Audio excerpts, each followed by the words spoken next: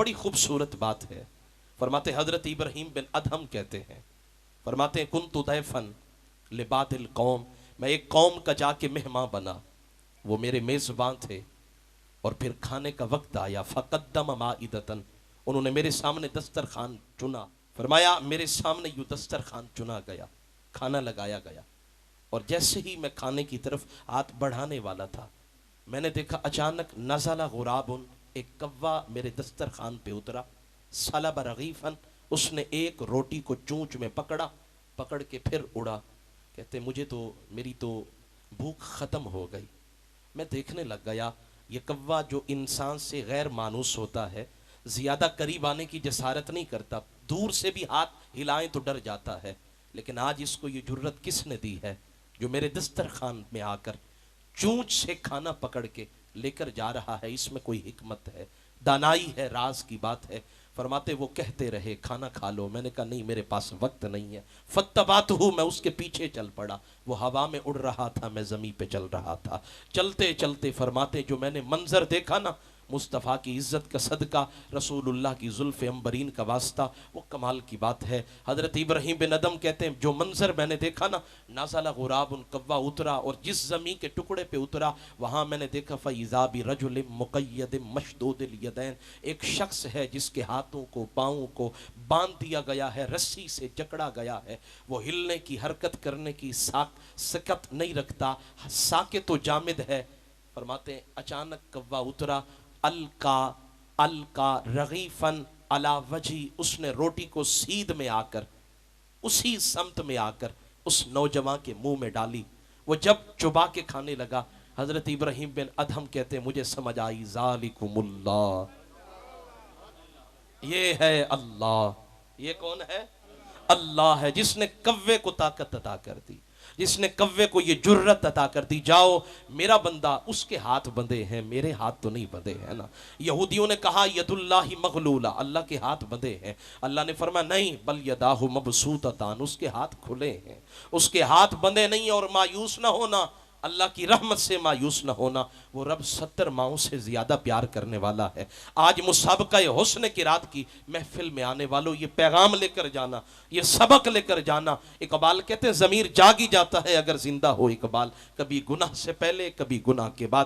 گناہ کر تو پھر اس کی رحمت سے مایوس نہ ہونا. تم جب بھی آؤ گے، جس موقع پر آؤ گے، اپنے رب کی رحمت کو پاؤ گے. میرے آقا کے غلاموں، وہ حضرت ایک بزرگ کہتے ہیں، امام رازی نے تفسیر کبیر کے اندر لکھا، فرماتے ایک بزرگ کہتے ہیں یجاء برجل یوم القیامہ، ایک بندے کو قیامت کے دن لایا جائے گا، اور جب نامہ اعمال کھولا جائے گا ایک نیکی بھی نہیں ملے گی، ایک نیکی بھی نہیں ملے گی. اور حتیٰ کہ وہ اپنے گماں کے طور پر یہ یقین کر لے گا کہ اب جہنم میں جانے کا وقت آ گیا ہے. اللہ فرمائے گا فَيَأْتِيهِ النِّدَاء، ایک آواز آئے گی. آواز کیا ہوگی؟ کہا جائے گا ادخلوا الجنت بعملک، جاؤ جنت میں اپنی نیکی کی وجہ سے. وہ تعجب میں پڑ جائے گا، کہے گا الہی ماذا عملت، میں نے کون سی نیکی کی؟ ابھی تیرا دفتر، تیرا دیوان دیکھا تو ایک نیکی بھی نہیں تھی. اب تیری طرف سے پیغام ملتا ہے کہ اپنی نیکی کی وجہ سے جنت میں چلا جاؤں. یا اللہ میرے پاس تو نیکیاں تھی ہی نہیں.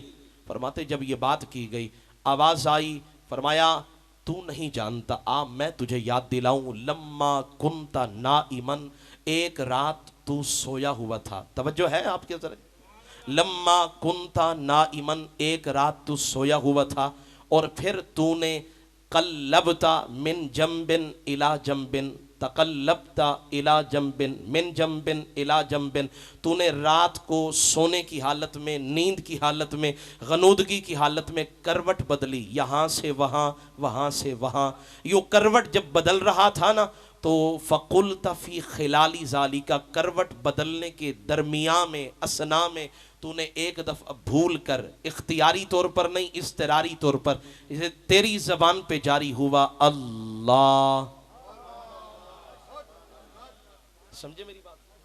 فَقُلْتَ فِي خِلَالِ ذَلِكَ، کروٹیں بدلنے کے دوران درمیان میں تیری زبان سے جاری ہوا اللہ. وہ ہمیں بھا گیا، نسیتا تو بھول گیا، لیکن جس کو تو مانتا ہے نا، لا تأخذنی سنۃ ولا نوم، نہ مجھے اونگ آتی ہے نہ نیند آتی ہے، تو بھول گیا ما نسیتو میں نہیں بھولا، میں نہیں بھولا، آج اسی نیکی کی وجہ سے ادخل الجنت بعملی کا، اپنے اس ایک عمل کی وجہ سے جنت میں جا۔ میں نے کہا مسئلہ حل ہو گیا۔ اپنے گناہ کرنے کے بعد اللہ کی رحمت سے مایوس نہ ہو، یہ تو میلاد والا مہینہ ہے، رحمت والا مہینہ ہے، برکت والا مہینہ ہے، اگر ایک دفعہ اللہ کوئی کہہ دے تو وہ بھی جنت میں چلا جاتا ہے۔ ہم نے تو سرکار کی صبح و شام محفلیں کی ہے، حضور کا ذکر کیا ہے، سرکار کے حسن کی باتیں کی ہے، سرکار کی زلف عنبرین کی باتیں کی ہیں، پھر ہمارا ٹھکانہ بھی جنت میں بنے گا، لیکن جنت میں جائیں گے ضرور، عبادت نہیں چھوڑیں گے، نماز نہیں چھوڑیں گے، ذکر نہیں چھوڑیں گے، کچھ نہیں چھوڑیں گے، رسول اللہ کا دامن بھی نہیں چھوڑیں گے، سرکار کا دامن بھی۔